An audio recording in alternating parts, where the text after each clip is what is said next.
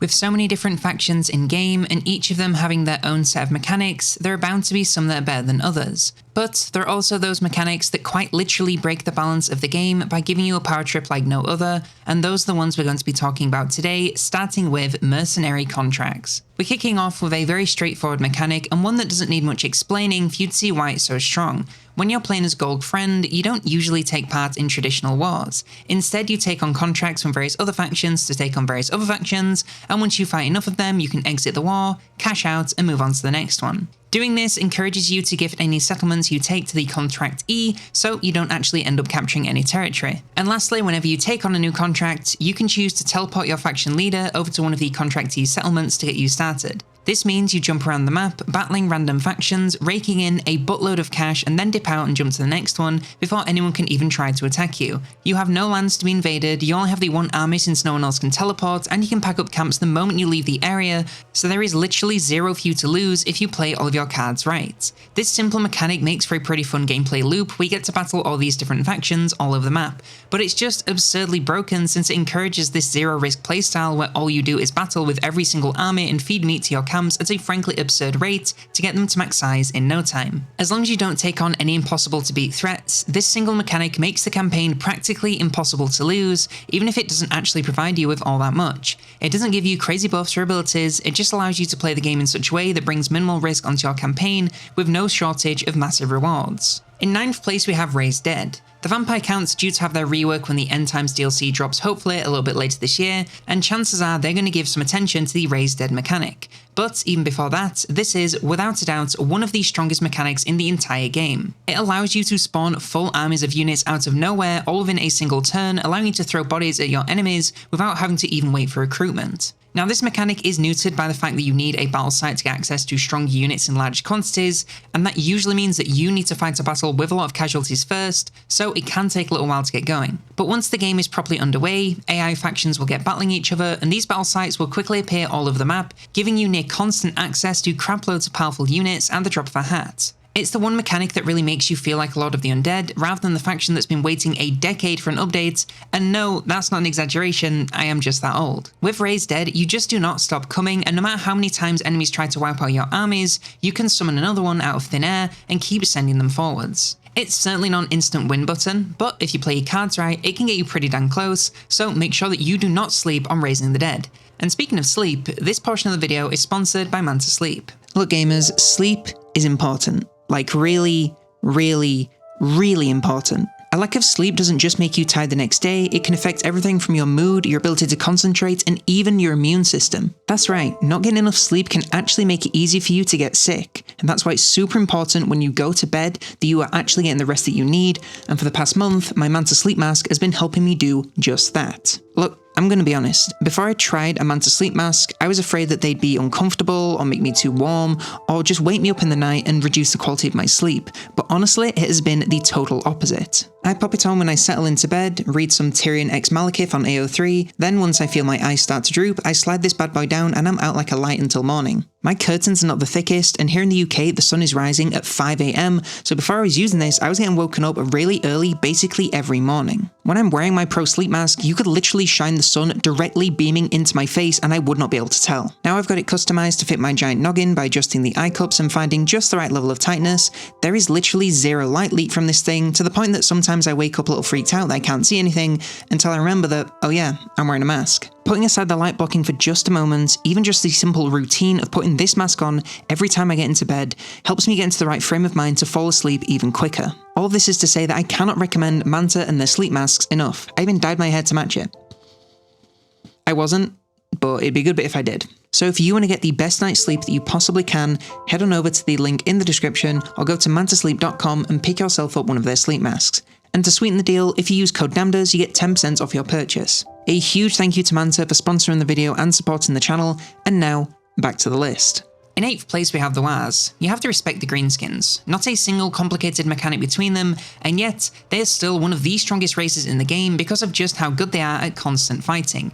Once you build up enough reputation to call a war, not only do all units in your armies gain a nice little stat boost, you also literally double the size and power of every single army you own with war units that are 100% free And funnily enough, that's all your battles will be too. You pop a war at a reasonable level of strength and all of a sudden you've got double the unit count and basically no one can stand in your way. Mathematically, the chances of any other faction in the game that isn't a greenskin having army power to rival yours when you call a war is basically non-existent. Yes, I know you don't get to choose the units so you can get some stinkers, but double the army power is double the army power, and auto-resolve doesn't really care if I can't use chariots. The best part of wars is just how easy they are to chain together, as a successful war gives you a nice reputation boost towards the next one, so you can very quickly end up having wars more often than you don't. And you get trophies for completing them which grant your factions all kinds of fun buffs, and you get more rewards like war units, gold, and more. Wars have always been really strong, but for some reason they just keep making them stronger, and I'm honestly curious to see how far they'll take it. In 7th place we have the Monster Pens. Rakarth's Monster Pens have long been one of the strongest mechanics in the game, and for good reason. You beat some certain unit types in battle and have a chance to capture some monsters which you can then instantly slot into your own armies.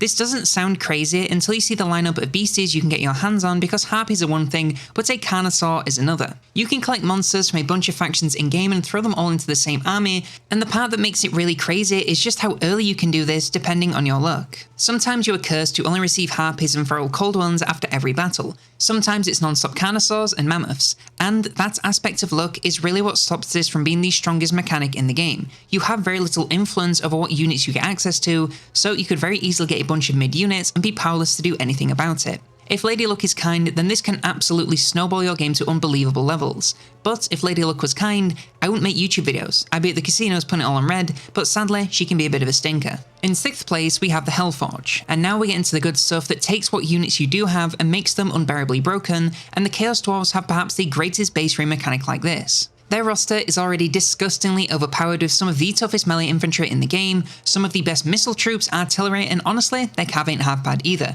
Their monsters are a little bit mid, but I digress. The Hellforge allows them to take these units that are already powerful and stack a bunch of bonuses on them because that sounds like it'll be fair. We are not just talking little stat boosts, we are talking stat sapping for enemy units in melee, speedier reloads and more ammo for missile troops, and even regen whilst in melee for your cav and monsters. Now the reason this isn't any higher is twofold. As I said, their roster is primed to one of these mechanics because it really doesn't take much to elevate them to being broken, because they already kind of are. If you threw these effects on any other roster in the game, they'd still be great, but the Chaos Dwarves being so strong really is the reason they're so cracked. And secondly, these effects are not free. You need to spend armaments to increase unit capacity to unlock them, and then spend further armaments on upkeep per unit making use of these effects, and while it doesn't seem like much, armaments can take quite a while to be in such high availability. You have to get your industrial machine chugging along before you can even think about accessing any of these bonuses, so likely it won't see many of them until well into the later game. Once you get to that point, it really does spiral out of control, but getting there takes so long that it keeps things in check for the more challenging period of the game. In 5th place we have the Forbidden Workshop. It's a very similar mechanic to the Hellforge, but sometimes the original really is the greatest.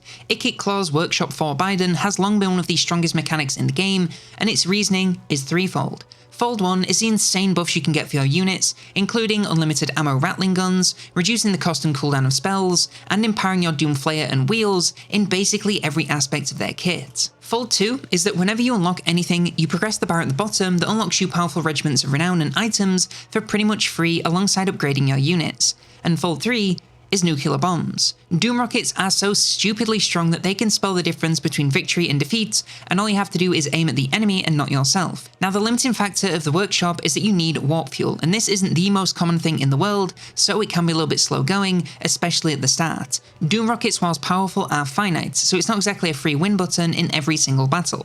And honestly, there are just better mechanics that make their respective factions even more broken, so this is no longer the cream of the crop. In 4th place we have the Eternal Dance from the Mask of Slaanesh. A more recent addition that came with our DLC Lord, the Eternal Dance is one of those mechanics that seems okay balance-wise until you stop to actually think about it for more than a second. So it's various bonuses with trade-offs, and you unlock more of them as your army continues to battle and win.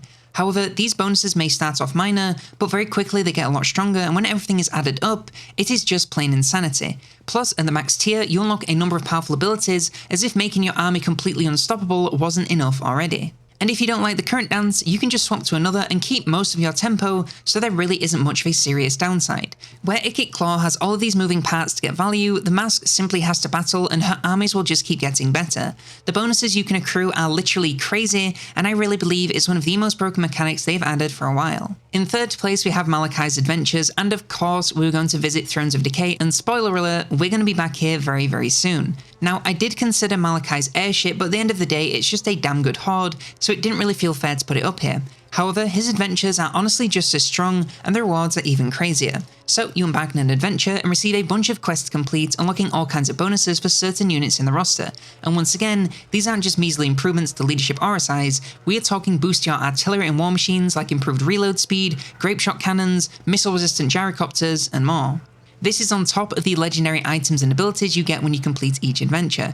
And if you're wondering if you'll even get to use these powerful units, the adventures literally give you some for free when you start them, so you can easily snowball this into chaining adventures together in no time. Malachi is one of the most fun and powerful factions in the game, and the adventures are a big part of both of these aspects. In second place we have the Imperial Gunnery School. Sticking with Thrones of Decay with what I think is one of the best designed mechanics they've added in a very long time, even if it is also one of the most blatantly overpowered. So everything revolves around schematics, and you earn these through getting kills with ranged units in combat. You can then spend these to upgrade your ranged units in a large number of ways, such as explosive missiles for gunners, more rockets per barrage for hellstorms, and even snipe for mortars, which doesn't sound the most exciting, but it's kind of crazy for artillery. And this is only page 1. Once you ascend to the 3rd tier, you unlock page 2, and from here you can recruit amethyst units, which make those already broken units look downright weak. These come with their own set of bonuses to make them even more insane, resulting in some of the most ridiculously powerful units in the entire game.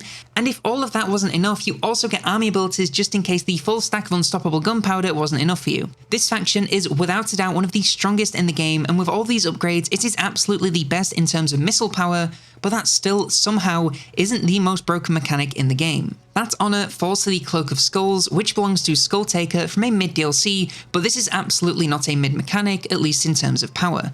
Now it has been nerfed somewhat from its frankly ridiculous state at launch, but regardless, this is still one of the most powerful mechanics in the game, and it is extremely simple to see why. To give you a quick explanation, as you battle lords, you acquire Champion's Essence, which you can then spend to upgrade the Cloak of Skulls in various areas. Initially, this gives little boosts like abilities for Skulltaker himself, extra movement range when winning battles, and even the ability to teleport to enemy lords, which is pretty neato.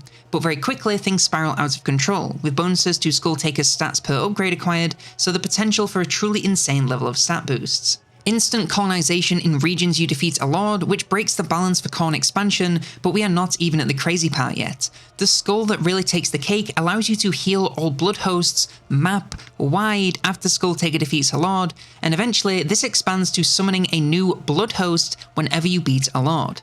And need I remind you that almost every time you battle, you are going to be fighting a lord, so this very quickly spirals out of control with more blood hosts than you really know what to do with, and they take a hell of a lot longer to die since you can keep healing them by battling, and Skulltaker is basically a free win button that can teleport around the map, taking on anyone he fancies. Like I said, this used to be a lot stronger, but even in this state, I really do believe that it is the most broken mechanic in the game because it is just endless free armies, and there's not really anything that can be more blatantly overpowered than that. But if you instead want to know what laws of magic you should be avoiding in combat, then check out this video to see the worst laws of magic in Warhammer 3.